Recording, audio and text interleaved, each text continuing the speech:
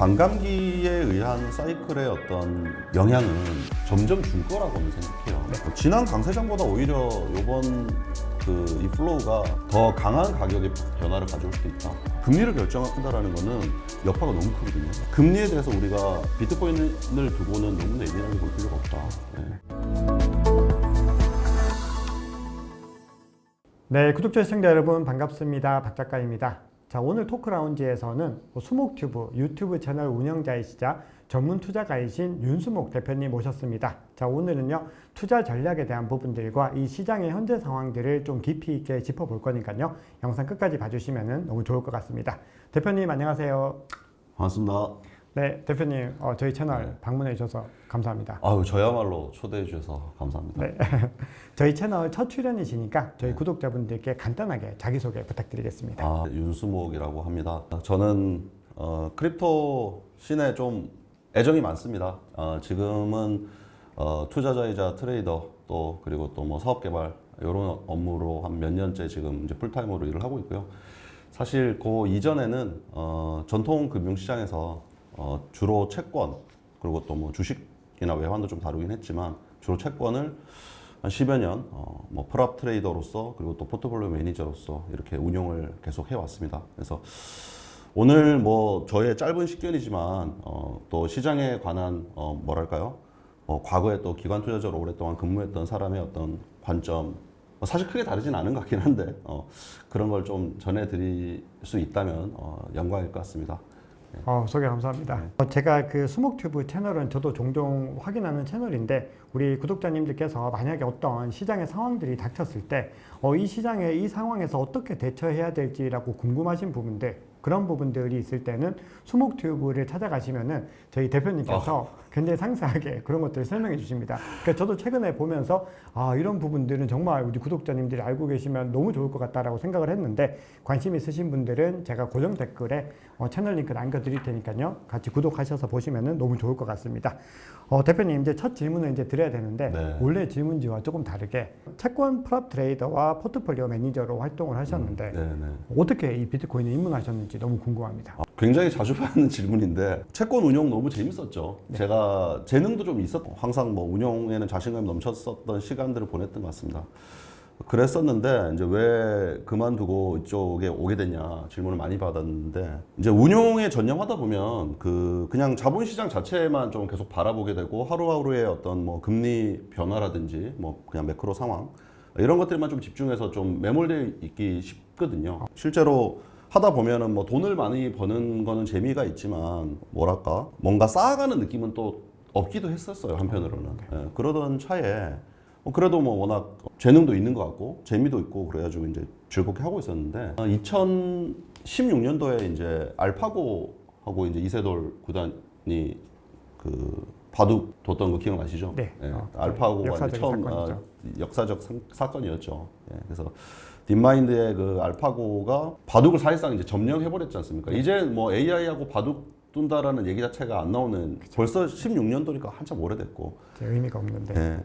그래서 그렇게 되는 거 보면서 뭐랄까 공포감을 좀 저는 느꼈어요. 그러면서 바둑이라는 게 물론 이제 어찌 보면 기계가 이런 프로그래밍 통해서 하기가 좀 용이한 영역이겠지만 한 영역이 사람들이 굉장히 몰두해 있던 한 영역이 이렇게 완전히 좀 인간의 능력으로서는 더 이상 도전할 수 없는 그런 모습을 보면서 세상이 굉장히 빠르게 변하는구나 그걸 느꼈고 그때부터 사실 이제 금융의 미래에 대해서 좀 본격적으로 고민을 하기 시작했습니다.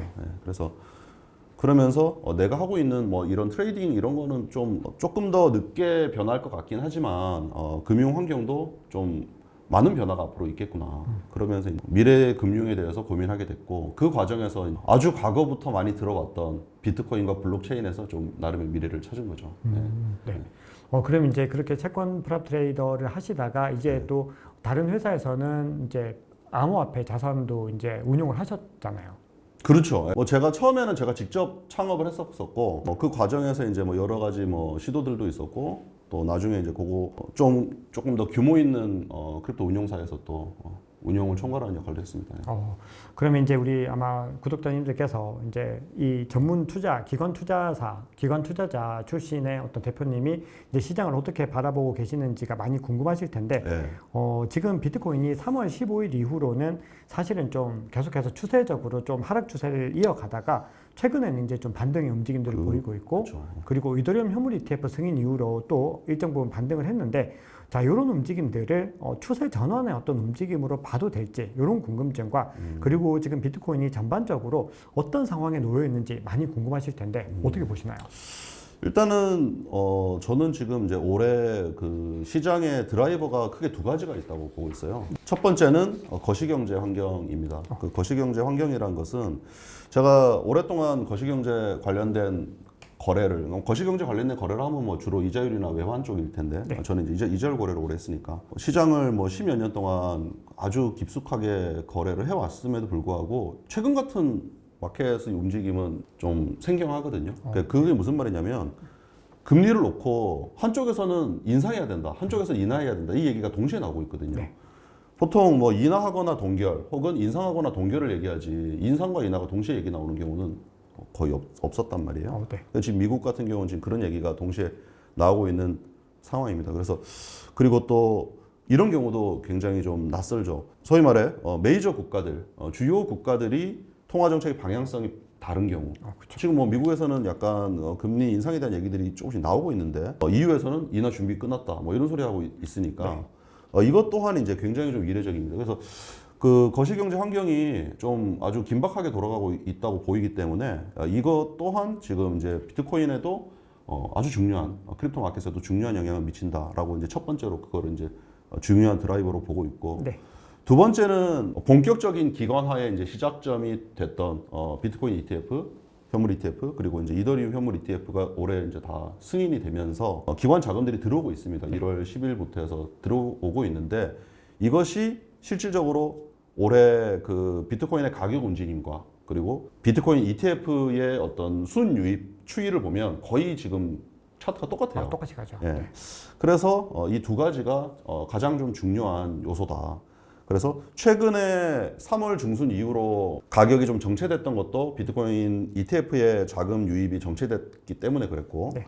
그 다음에 이제 4월 말부터 해가지고 지난 한 달 사이는 지금 오늘이 촬영일자 5월 30일인데 5월 한 달 동안은 사실 가격이 올랐어요. 6만 불에서 지금 뭐 6만 8천 불 정도까지 와 있는데 요 기간도 보면 비트코인 2빌리언 정도 자금이 유입됐습니다. 한 달 동안. 그래서 그것이 이제 주요한 어떤 영향을 준 걸로 보고 있습니다. 그래서 실제 마켓에서 현재 이제 가격이 주로 이제 사람들이 많이 거래하는 게 이제 거래량이 제일 많은 곳이 뭐 바이낸스라든지 뭐 업비트 그리고 뭐 코인베이스 이런 정도가 글로벌 메이저 그런 볼륨이 나오는 곳인데 이제는 ETF, 비트코인 ETF에서의 어떤 그 플로우가 시장에 미친 영향이 커졌다. 즉 시장의 어떤 방향성에 대해서 좀 뭐랄까요? 그 중심이 그냥 글로벌 마켓에서 형성되던 것들이 미국의 증시 중심으로 조금 이동하고 있다. 이렇게 보고 있습니다. 그러면 이제 많은 분들이 이제 ETF가 어느 정도 이제 활력을 얻다 보니까 지금 뭔가 이게 굉장히 엄청난 퍼포먼스를 냈지만 그럼에도 또 여전히 이제 시장 투자자들의 워낙에 기대감이 크기 때문에 뭔가 더 어떤 극적인 변화들을 또 막 기대하시는 분들도 계신데 지금 이미 뭐 너무나 많은 운용 자산 규모들이 늘어나고 있고 막 많은 유입이 들어왔는데 추가적으로 기관 투자자들이 ETF에 올해 그리고 올해 남은 기간 그리고 내년까지 해서 더 많은 유입들이 들어올 거라고 보시나요?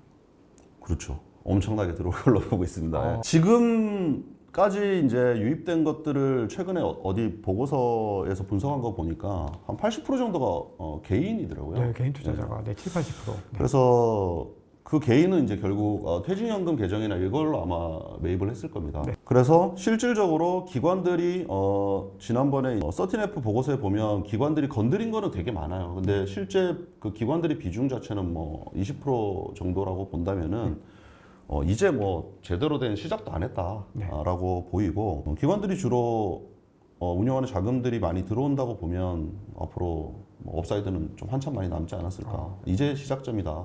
라고 생각이 듭니다. 사실 많은 분들이 그럴 거예요. 그 지금 ETF가 등장하자마자 들어온 분들은 원래도 비트코인에 대한 익스포저가 있었던 분들일 겁니다. 현물로 뭐 가지고 계셨거나 했다가 이제 그 퇴직연금 계정으로는 못 사니까 그거는 이제 못 하고 있다가 이것도 이제 가능해졌네. 이러니까 이제 거기서도 이제 비트코인을 조금 편입을 하시는 그런 분들이 많이 들어왔을 걸로 보이고요. 지난 몇 달간은. 하지만 이제 본격적으로 들어오는 와야 될 자금들은 그동안에 이런 크립토에 대한 익스포저가 없었던 분들이 조금 관심이 새로 생기면서 들어오는 자금들. 그것들은 ETF 시장에서 어떤 퍼포먼스들이 확인이 된 이후에나 아마 들어올 걸로 보이거든요. 그렇죠. 네.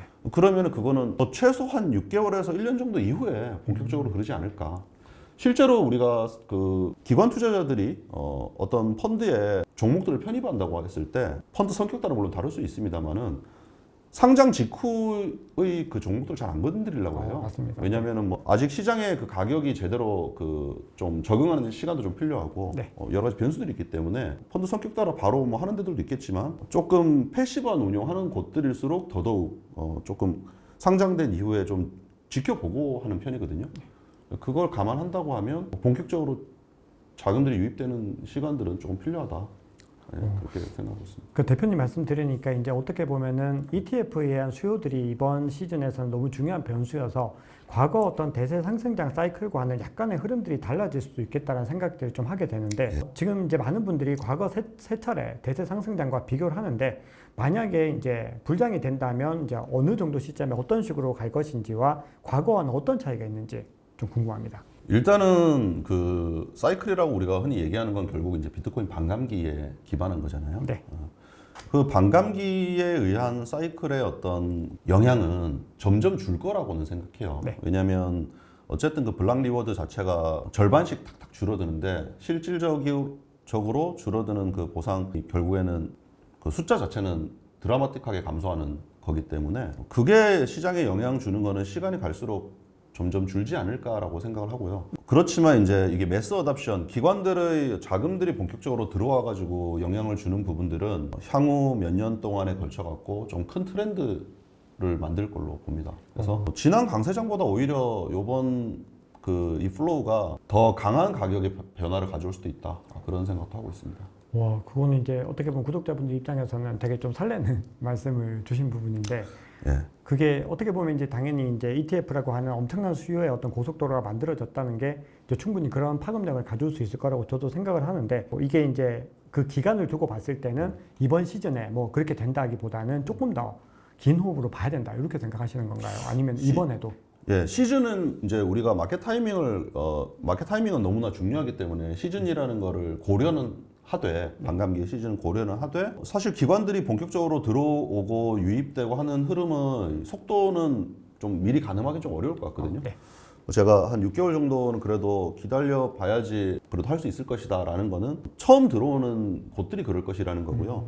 이게 어느 정도 그 전통 자산의 어떤 하나의 투자 영역으로 자리 잡을지 뭐랄까 진행 속도는 그게 3년 내에 그렇게 될지 10년 내에 그렇게 될지 좀 가늠하기는 어려워요. 그래서 좀 지켜봐야 될 것 같고 그렇지만 아주 늦어질 거라고는 생각 안 합니다. 왜냐하면 세상의 변화 속도가 상당히 많이 빨라졌거든요. 네. 그래서 그렇게 오래 걸리진 않을 것으로 생각합니다. 자, 그러면 이제 앞서 대표님께서 말씀 주셨던 두 가지의 측면 중에서 이제 ETF에 대한 이야기들을 좀 나눠봤는데 또 이제 그 이상으로 중요한 지금 시장에서 좀 직접적으로 또 많은 영향을 끼치고 있는 게 금리 관련된 문제들, 지금 거시경제 변수들인데 앞서 대표님께서도 말씀 주셨는데 유럽 중앙은행은 뭐 7월 달부터 금리 인하하겠다. 뭐 이런 이야기들도 하고 있는데 요게 이제 미국 같은 이제 초강대국 그러니까 경제적으로나 금융적으로 굉장히 가장 큰 입지를 가지고 있는 미국에 어떤 영향을 미칠지 이런 부분들이 많은 분들이 궁금하실 텐데 이 미국의 어떤 일본이라든지 유럽 같은 이런 국가들의 어떤 변화들 이런 것들이 미국에 어떤 영향을 미칠지와 그런 것들이 미국의 금리 인하 시점에 영향을 미칠지 그리고 궁극적으로는 미국이 금리 인하 언제 정도 할지 일단은 이건 있어요. 미국은 다른 나라의 눈치를 보면서 결정하지 않습니다. 네. 왜냐하면 다른 나라의 결정이 미국에 그렇게 영향을 많이 주지 않거든요. 그래서 그냥 참고 정도 할 것이고 오히려 반대로 다른 국가들은 이제 미국의 기준금리 결정에 대해서 매우 민감하게 반응을 하죠. 네. 실제로 우리가 경제 규모라든지 이런 거를 감안하면 미국이 가지고 있는 그 포션보다 금리 결정에 관한 것들은 거의 세상의 금리를 결정하는 수준으로 중요하게 받아들이거든요. 좀 극단적으로 얘기하자면 뭐 제가 채권 시장에 있을 때도 유럽의 금리 결정에 대해서 궁금해하는 경우가 거의 없어요. 뭐 정말 그 결정이 아예 시장에 영향을 미치진 않지만 그냥 잠깐 시장에 그 영향을 미치는 정도의 어떤 그것이지 궁극적으로는 뭐 미국의 금리 결정만을 바라보거든요. 다른 나라의 금리 결정은 그냥 뭐 참고 사항이고. 네. 유럽의 금리 결정이 미국의 금리 결정에 영향을 줄 것이냐, 뭐 저는 크지 않을 걸로 예상을 합니다. 네. 그래서 미국은 자신의 스탠스대로 결정할 것으로 보고요. 근데 사람들이 지금 이제 그 기대를 많이 하고 있지 않습니까? 대선 전에 뭔가 경제 상황들이 조금 좋은 모습이어야지 11월 대선 때 민주당이 승리할 가능성이 높을 것이다. 라고 생각하고 있고, 근데 저는 그거를 금리로 대응할 거라고는 생각하지는 않습니다. 다른 재정적인 방식으로 대응을 할 것 같고, 금리를 결정한다라는 거는 여파가 너무 크거든요. 그래서 그렇게 하지 않을 것 같고, 한국은행 또한 뭐 한국은행 질문 안 하셨지만 한국은행 또한 그걸 따라서 금리 인하하는 거는 매우 위험할 것이다. 예를 들어 유럽이 하니까 우리도 한번 해보겠다. 그런 기사가 나오더라고요. 예, 그거는 저는 굉장히 위험할 거라고 봅니다. 왜냐하면 금리 결정이라는 건 일회성으로 하는 게 아니고 금리의 방향성에 대한 어떤 가능성을 제시하는 거거든요. 네. 한 번 인하한다라는 거는 두 번, 세 번 인하할 것 같은, 왜냐하면 그거 장난처럼 했다가 또 다시 되돌렸다가 이런 식으로 할 수 있는 문제는 아니에요. 실제 과거에 그렇게 한 적이 있긴 합니다. 네. 인하했다가 바로 다시 뭐 인상하고 그렇게 우리 잘못 받는갑다 이렇게 한 경우가 있긴 한데 그거는 한국은행이 굉장히 큰 실수를 하고, 왜냐하면 시장에 뭐랄까요, 혼란만 가져오는 거거든요. 그래서 좀 아주 안 좋게 평가받을 수 있기 때문에 그런 결정은 하지 않을 걸로 생각하고 하지 않으셨으면 좋겠습니다. 그래서 지금 뭐 미국하고 우리나라 기준금리가 많이 역전되어 있는 상태이기 때문에 금리 인하하는 건 좀 위험하죠. 자, 그럼 만약에 올해 금리 인하가 이루어지지 않더라도 그럼에도 비트코인 가격은 충분히 상승할 만한 동기들이 있다라는 의미로 저는 이제 좀 해석을 했는데, 네. 그러면 이제 금리 인하가 되지 않더라도 비트코인 가격을 끌어올릴 수 있는 그 요인은 ETF 말고 또 다른 것들 어떤 게 있다고 보시나요? 저는 일단 금리가 단기적으로는 비트코인 가격에 영향을 줄 수 있지만은 궁극적으로는 영향을 주지 않는다고 생각을 사실 합니다. 네. 비트코인의 그러니까 금과 금리의 관계를 얘기할 때도 사실은 비슷한 얘기들을 하거든요. 네. 단기적으로는 영향을 주지만 궁극적으로는 그 금리 변화가 금의 가격에 영향을 안 주거든요. 네. 왜냐하면은 비트코인의 가격 상승의 근본적인 원인을 우리가 생각을 해보면, 하나는 그 피아트 머니의 구매력의 차트를 반전시킨 것이라고 하나를 볼 수 있고, 네. 왜냐하면 그 가격을 평가하는 것이 달러로 이렇게 우리가 보고 있기 때문에 화폐의 구매력이 계속 달아가고 있지 않습니까? 그렇죠. 네, 그래서 그 영향이 한 가지. 두 번째는 이제 세상에 어답션 되고 있는 거. 이 두 가지가 이제 가장 중요한 어떤 거라고 봐요. 네. 나머지는 단기적으로 그냥 이렇게 출렁이는 여러 가지 뭐 수급 이슈라든지 뭐 심지어 ETF 이슈조차도 그냥 어답션의 관점에서 보면 의미 있는 거지만, 뭐 들어왔다가 뭐 한 일주일 들어왔다가 나가가지고 저 최근에 한 2주, 3주 전까지만 해도 또 자금 유출이 좀 있었지 않습니까? 네. ETF. 그때 또 시장이 안 좋았거든요. 그런 것들은 좀 단기적인 걸로 보는 거죠. 그래서 그 관점에서 보면은 금리에 대해서 우리가 비트코인을 두고는 너무 예민하게 볼 필요가 없다. 예.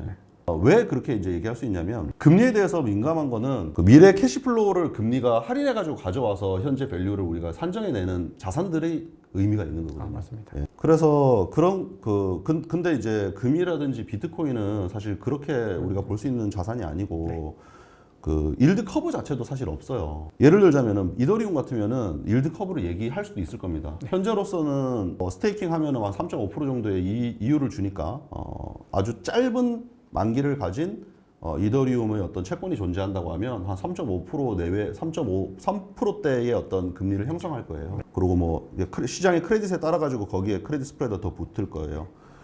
그리고 이제 이게 뭐 6개월짜리, 1년짜리 언젠가 그런 시대가 올 텐데, 각 코인별로 일드 커브에 대한 얘기하는 시대가 올 텐데, 그때도 비트코인의 일드 커브가 제대로 형성 안 될 겁니다. 왜냐하면 비트코인을 가지고 금도 실제로 그러하거든요. 일드 커브가 아주 낮은 수준으로밖에 존재하지 않거든요. 맞습니다. 그래서 비트코인을 가지고 금리를 가지고 비트코인에 대한 가격을 전망하는 거는 조금 뭐 아주 단기적으로는 얘기할 수도 있겠지만, 금리가 인하하니까 어떻게 될 것이다. 이런 것들은 뭐 궁극적인 어떤 답은 안 될 것 같다라는 게 저희 생각입니다. 어떻게 보면 그 금리 자체가 직접적인 영향을 미친다기보단 이것도 어떻게 보면 시장의 기대감 같은 것들, 결국은 금리가 내려간다 다른 그렇죠. 것에 대한 그래서 그런 금리가 내려가면 일단은 강해질 것 같기는 해요. 왜냐하면 금리가 일단은 기준금리가 내려가거나 이렇게 되면 자산들이 전반적인 가격이 오르니까 우리가 그런 얘기도 하지 않습니까? 나스닥과 비트코인의 가격 움직임이 비슷하더라라고 하지만 지난 15년간의 어떤 비트코인과 나스닥을 놓고 보면 또 좀 애매하거든요. 어떤 구간에서는 나스닥과 굉장히 코릴레이션이 높지만 어떤 구간에서는 또 완전 반대로 움직이기도 하거든요. 물론 그 긴 기간 동안 보면은 15년 동안 나스닥도 올랐고 비트코인도 올랐으니까 뭐 비슷하다 이렇게 또 얘기할 수 있겠지만 구간별로 코릴레이션이 좀 차이가 많이 나기 때문에 좀 다르게 볼 수 있는 것 같고 그건 뭐 전반적인 자산 가격이 상승하면 일단은 같이 오를 수는 있다고 봅니다. 근데 그거를 가지고 나스닥이 빠지면 그건 비트코인도 빠지냐? 그건 좀 아닐 것 같아요. 그러면 이제 금리 관련해서 좀 정리를 했는데 대표님께서는 올해 금리는 좀 힘들 것 같고 이제 올해 대선에서도 금리를 인하하는 방법으로 뭔가 경기를 부양할 것 같지 않다. 이렇게 말씀을 주셨습니다. 자, 그럼에도 지금 미국의 대선이 어떤 암호화폐에 영향을 미칠 것이다라는 관점들이 많이 있는데 대표님도 그렇게 보시는지와 또 그렇게 보신다면 왜 그렇게 보시는지 궁금합니다. 지금 트럼프가 최근에 신크립토적인 발언을 하면서 이제 그 선거를 준비하고 있는 입장에서는 수시로 그 설문조사를 할 겁니다. 네. 그러면서 생각보다 크립토 이거 표가 되네? 이거를 지금 생각을 했을 거거든요. 네, 분명히. 그랬을 것 같습니다. 그러면서 지금 이제 사실 이번에 이더리움 ETF 승인한 것도 정치적인 것으로 해석을 많이 하고 있고 뭐 어제였나요? 아크 인베스트의 캐시우드도 그런 얘기를 했더라고요. 네, 공식적으로 그런 발언을 했더라고요. 네. 이 대선 때문에 급하게 결정하신 것 같다라고 얘기를 하셨던데 그만큼 이 크립토라는 것이 크립토 마켓이라는 것이 무시할 수 없는 영역이 되었다라고 얘기를 할 수 있을 것 같습니다. 그래서 11월 전까지 여러 사탕 발림 같은 그 공약들은 많이 나올 수 있다라고 보이고요. 네. 특히 최근에 크립토 시장 자체가 밈코인들이 너무 그 시장에서 거래가 많이 되고 있고 그런데 트럼프 관련된 밈코인도 엄청나게 많이 나와 있거든요. 네. 가격도 엄청 급등해가지고 예, 마가랑 뭐 변동성도 트럼프, 엄청 크고 사람들한테 많이 주목도 받고 있고 그렇기 때문에 아마 하반기에 더 좀 심해질 것 같다는 생각도 듭니다.